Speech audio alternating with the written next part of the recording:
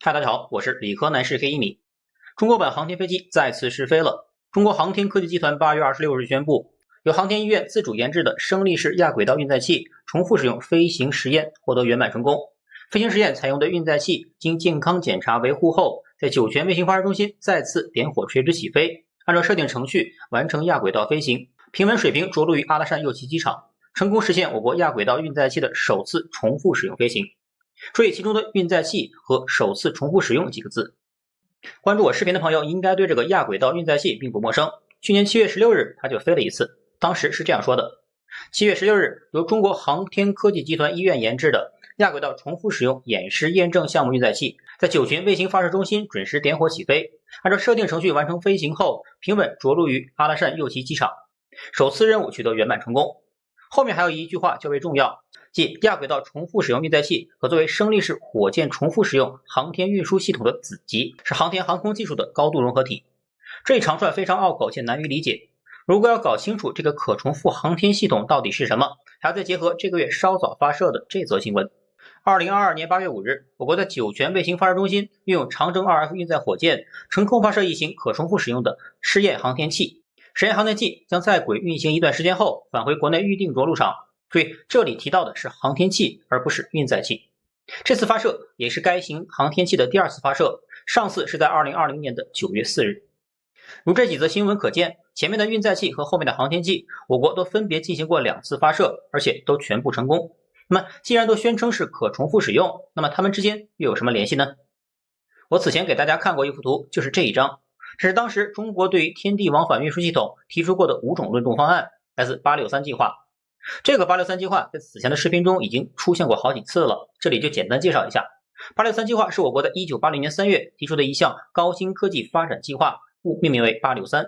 该计划主要是为了应对1983年美国总统里根提出的星球大战计划而设计的。星战计划后来被认为是一场彻头彻尾的骗局，结果大家也都知道了，苏联经济被拖垮后解体，而这个星战计划也随着冷战的结束而被束之高阁。不过与之相对的是，中国的863计划却反而坚持了下来。如图可见，这个863计划涵盖的领域非常广泛，而且成果显著，比如现在的神舟飞船、蛟龙号潜水艇、天河1、2号超级计算机，甚至龙芯芯片等等。没错，龙芯的天使投资正是来自863计划。而在生物制药领域，国药集团最新研制的新冠疫苗也与863计划颇有渊源。尽管现如今863计划已被国家重点研发计划所取代，但现在我国在多个高科技领域技术上的积累甚至突破，都有当年863计划播种的贡献。而这次发射的可重复使用空天系统也是如此，也就是第二项航天技术领域中的可重复使用之概念——空天飞机。我们回到这幅图，当时提出的这5种方案中分为2大类，前2型为全部可回收系统，后面3型为部分可回收系统。左边第一个被设计为吸气式涡喷发动机，可以水平起飞和降落，单机入轨，并可全部重复使用。第二个采用2架飞机组合而成，均采用火箭发动机，垂直起飞，水平着陆，2机入轨，2架飞机全部可以重复使用。第3和第4有些类似，均是由运载火箭搭载带翼飞行器，垂直起飞，水平着陆，只有上面的飞机可以回收。第4个的区别是2级小型航天飞机不带主动力。第5型由运载火箭发射入轨，返回舱可以载入，并由降落伞回收的载人飞船方案。后面3种部分可回收系统，我国后来选择了最后一个，成为现在神舟载人飞船计划的最终方案。而前面的2个全部可回收系统呢？这2个最直观的区别就是，第一种采用单机入轨，且是水平起飞；第二种则是2级入轨，且为垂直起飞。第二种方案由亚轨道运载器加轨道航天器2架飞机组合而成，均是火箭发动机，一级背着2级升至临近空间后分离，一级做抛物线运动，并通过空气动力滑翔水平降落在机场。2级发动机随即启动，达到低宇宙速度后进入环地轨道，执行后续的太空任务，最后再入大气层返回，同样依靠机翼滑翔水平着陆。这个月2次发射的，应该就是对第2种方案的2个子集的分别验证。8月5日由长征 2F 火箭代替1级，将2级航天器发射入轨，验证航天飞机的可重复使用能力。8月26日发射的则是对1级运载器的验证，为垂直起飞，水平降落。不过大家想必也注意到了，这个月的2次发射与前2年这2级飞行器的发射方式似乎相同，难道是没有任何进步吗？个人认为并不是，发射方式上的确没有太大变化，不过验证的目的却并不相同。前2年2个子集的首次发射是分别验证2级空天飞机的可回收能力，关注点更多的是放在空天飞机气动能力上，尤其是载入大气层或者水平着陆时的稳定性。而此次发射的目的，则是验证两级回收过的飞行器的再次使用能力。我们把去年和今年的两则新闻放在一起，可见这次发射着重强调的是可重复使用。那么这个月2次发射全部成功之后，想必在接下来的验证目标也很明确了，那就是将运载器和航天器两级组合在一起的首次飞行实验了。至于图中的第一种方案，由于当时技术条件有限，被设计成单级入轨的涡喷发动机，直到临近空间的上沿卡门线的费劲，更被提太空了。原本认为已经被舍弃，不过在我看过了航天科工的腾云工程后，隐隐觉得这种水平起飞的思路还是被继承了下来。腾云工程正是采用了水平起飞并水平着陆的回收方案，不过它的发动机将变为更先进的喷气加冲压加火箭组合发动机。喷气发动机用于水平起飞并在大气层内飞行，到了临近空间后，由于空气稀薄，喷气发动机停止，冲压发动机启动，飞机继续加速。而一旦超过卡门线进入太空，火箭发动机再次开启，将飞行器推至低宇宙速度后完成入轨。腾云工程的关键在于组合发动机，当前最新的进展是液态火箭加冲压发动机模态转换的首次试飞已经完成。如此可见，中国目前在研的全部可回收空间飞机有2个项目在同时进行中，一个是来自航天科技的运载器加航天器的组合空间飞机，另一个则是来自航天科工的腾云工程。大家在看新闻时，尽管官方会将其描述的过于晦涩，不过还是可以通过它们发射方式或研制单位的不同来进行区分。全部可回收相对于部分可回收，在技术难度上差的可不是一点半点。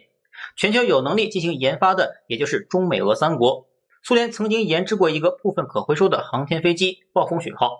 ，1988年由能源号重型运载火箭背负发射，在太空绕着地球遨游2圈后，按计划载入大气层并水平降落成功。此次发射也成为暴风雪号唯一的一次。到了1993年，这一计划被永久终止。为了运输暴风雪号，苏联当时还特别研制了一款运输机，这就是大名鼎鼎的安225，也是世界有史以来最大的一架运输机。不过他们俩的最终命运都可以用凄凉来形容。安225大家都知道了，在最近的俄乌战争中被炸毁，而暴风雪号也没好到哪里去。在2002年时，存放暴风雪号的仓库由于年久失修发生倒塌事故，暴风雪号当场被砸毁，并有8名工人也跟着丧生。时至今日，俄国人都没有再开启类似的航天飞机计划了。美国尝试过3种可重复使用航天器的方案，不过也都没能达到全部可回收。其中最有名也最炙手可热的就是马斯克的猎鹰9号，火箭分为1、2两级。注意，我们经常看到的这种酷炫回收方式只是猎鹰9的1级火箭，而送卫星入轨的2级火箭，由于速度太快，载入时与大气摩擦的烧失程度过高，且为了回收还要保有足够燃料，这样就很容易出现解体爆炸。因此 SpaceX 直接放弃2级火箭的回收，使其成为太空垃圾，所以猎鹰9只是部分回收。猎鹰9之前，美国最有名的就是航天飞机计划了。美版航天飞机由轨道器加火箭发动机组成，并配有2根固体助推器和中间最大最粗的燃料外储箱。航天器本身可以水平降落，2个固体助推器也可以用降落伞在海上回收，不过中间的燃料箱则是被丢弃的，因此美国最初的这个航天飞机方案也只能做到部分回收。这个航天飞机计划原本是为了降低发射成本而研制的，不过没成想几十年下来，单次平均发射成本竟然高达16.42亿美元，远超一次性运载火箭。再加上后来的挑战者号和哥伦比亚号的机毁人亡，这一计划也在2011年被终止。第3种就是 X-37B 航天飞机了，图中看着挺大，不过旁边站了个人，你就知道它的尺寸了。如果再把美国的上一代航天飞机和苏联的暴风雪号摆在一起，你就知道这个小家伙就是个地中地，只能算是航天飞机的模型版。也正是因为它的尺寸过小，因此 X-37B 无需背负发射，直接塞在运载火箭的整流罩内就可以了。前5次发射均由宇宙神5号运载火箭将其推至太空并入轨，而宇宙神运载火箭并不能回收，所以 X-37B 计划也属于部分回收。尽管以上3种均未能完成全部回收，不过马斯克猎鹰9号的火箭倒推式垂直回收的方式还是独树一帜的。那么中国有在研发类似的技术吗？还真的有，那就是长征8号。长征8是长征全系列中唯一将完全可回收作为目标的现役火箭，